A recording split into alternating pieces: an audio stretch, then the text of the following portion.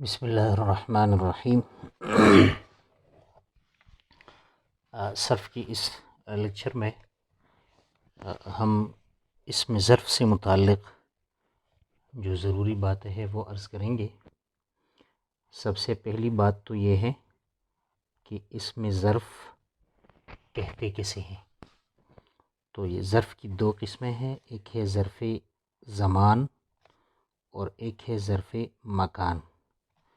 ظرف زمان مطلب وہ اسم جو کسی کام کا زمانہ بتائے، وقت بتائے، اور مکان کا مطلب یہ ہے کہ وہ مکان بتائے، وہ جگہ بتائے جہاں پر وہ کام صادر ہوا ہے۔ تو اس کو کہتے ہیں اسم ظرف۔ مثلا دونوں کے لیے ہم جو مثال دیں گے تو مکتبن، مثلا کتب یکتبو سے مکتبن۔ مکتبن کا مطلب ہے لکھنے کی جگہ، جہاں لکھا جاتا ہے، یا لکھنے کا وقت۔ تو دونوں معنی ہم اس سے لے سکتے ہیں، اور پھر سیاق و سباق کے حوالے سے پتہ چلے گا کہ یہ ظرف مکان ہے یا ظرف زمان ہے۔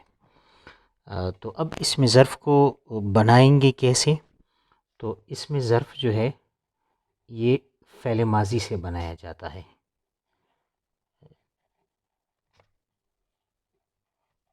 اچھا، یہ بنایا جاتا ہے فعل ماضی سے، اور فعل ماضی سے جس طرح ہم اس میں مفعول بناتے تھے تو اسی طرح یہ بھی بنائیں گے۔ یہ مجرد سے بنانے کا طریقہ یہ ہے، یہ ہمارے پاس ہے فعل مضارع، تو اس سے ہم یہ علامت مضارع جو ہے یہ ہٹائیں گے، تو کچھ اس طرح ہمارے پاس لفظ بنے گا۔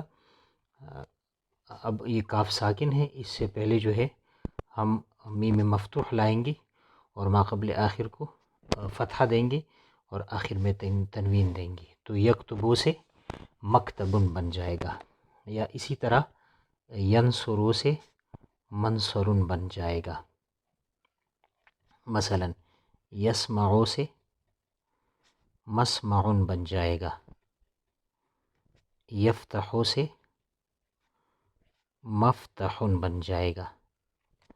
جی، اس میں ایک بات کا خیال رکھنا ضروری ہے کہ فعل مضارع اگر مضموم العین ہے، مثلا یفعلو ہے، یا مفتوح العین ہے، جیسے یفتحو، اب اس میں دیکھیں نا، یہ فا کلمہ ہے، یہ عین کلمہ ہے، اور یہ لام کلمہ ہے۔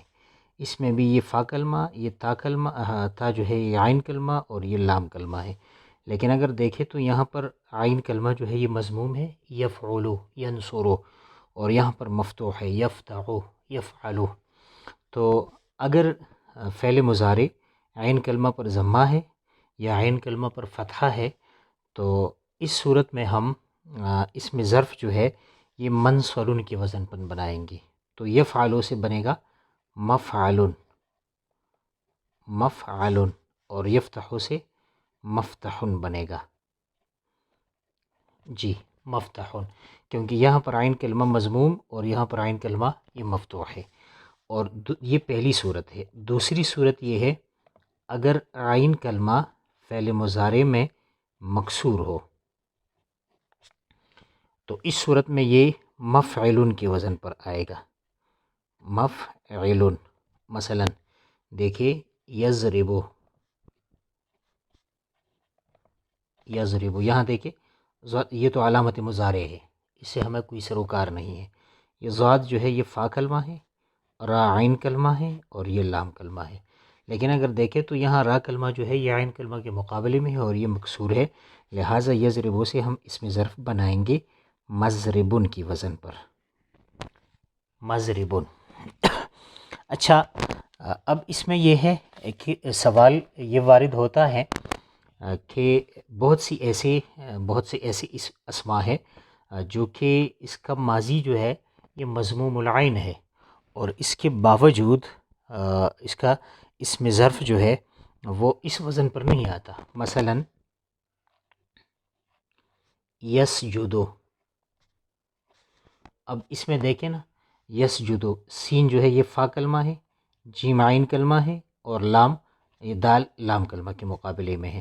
تو ہم نے یہاں پڑھا کہ اگر مضارع جو ہے یہ مضموم العین یا مفتوح العین ہو، جیسے یفتحو میں، تو اس میں ظرف جو ہے یہ منصورن کے وزن مفعلون کے وزن پر آئے گا۔ تو اس قاعدے کے مطابق ضروری تھا کہ یسجدو کا اس میں ظرف جو ہے ہم مسجدن کے وزن پر بنائیں، مسجدن، کیونکہ یہاں پر عین کلمہ اگر دیکھیں تو یہ مضموم ہے، تو یہ مسجدن ہونا چاہیے تھا، لیکن ہمارے پاس مسجدن ہے۔ مسجدن کا مطلب ہے سجدہ کرنے کی جگہ یا سجدہ کرنے کا وقت۔ تو اس صورت میں یہ کیوں اس طرح آیا ہے؟ تو یہ بات یاد رکھیں کہ چند نہیں بلکہ بعض الفاظ ایسے ہیں جو کہ اس قاعدہ سے مستثنا ہے، اور اس کو صرفی حضرات جو ہے وہ شاذ تعبیر کرتے ہیں، یہ خلاف القیاس ہے۔ اس میں سے ایک ہے جو ہے مشرقن، یہ مشرقن مفعلن کے وزن پر ہے، حالانکہ یہ بنا ہے یشرقو سے۔ یشرقو کے معنی ہے چمکنا، چمکتا ہے یا چمکے گا وہ ایک مرد۔ یا اسی طرح مغربن، مغربن یہ بھی یغربو سے ہے، غرب یہ یغربو، غربا یغربو کا معنی سورج کا ڈوبنا، تو یغربو، تو یہاں پر بھی جو ہے اسی طرح مغربن آنا چاہیے تھا، یہ مشرقن آنا چاہیے تھا، یہ مسجدن آنا چاہیے تھا، لیکن یہ چند الفاظ ایسے ہیں جو کہ شاذ یعنی خلاف القیاس اور خلاف قاعدہ ہے۔ اچھا، یہ ہم نے جو طریقہ پڑھا یہ ثلاثی مجرد سے اس میں ظرف بنانے کا قاعدہ تھا۔ اب آگے جو ہم بنائیں گے اس میں کیا ہے، ثلاثی مزید فیہ سے۔ تو ثلاثی مزید فیہ میں اس میں ظرف جو ہے وہ بالکل اس میں مفعول کے وزن پر آئے گا۔ مثال کے طور باب افتعال ہے، افتعال، تو باب افتعال سے فعل مضارع جو ہے یہ یفتعلو کے وزن پر آتا ہے، یفتعلو۔ اب اسے ہم اس میں مفعول بنائیں گے تو یہ یا علامت مضارع کو حذف کریں گے، اور تو یہ بنے گا کچھ یوں شکل ہمارے پاس بنے گا، ٹھیک ہے جی۔ پھر اس میں ہم یہ کریں گے کہ جو فاقم سے قبل جو ہے میم مضموم لائیں گے، اور یہ کسرہ جو ہے یہ زبر سے تبدیل کر دیں گے، فتحہ سے، تو یہ بنے گا مفتعلن، مفتعلن۔ تو یہی صیغہ اس میں مفعول کا بھی ہے اور یہی صیغہ اس میں ظرف کا بھی ہے۔